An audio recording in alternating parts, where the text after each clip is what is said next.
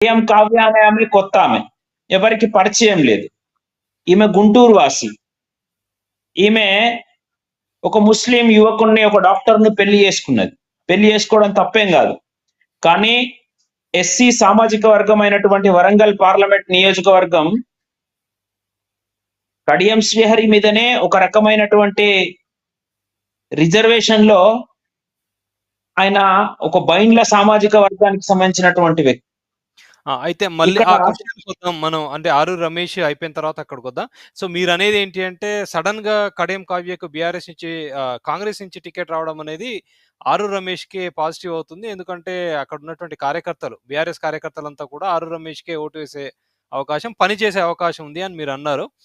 So, చివరి 'ఆరూరి రమేష్' గారి మీద చివరి ప్రశ్న అడుగుతున్నాను. అంటే అన్ని కాన్స్టిట్యుయెన్సీస్ కవర్ చేసారా వీరు? అంటే కొన్ని నియోజకవర్గాలు గనుక మనం చూసినట్టయితే ఇటు ఘన్పూర్ ఒక్కటే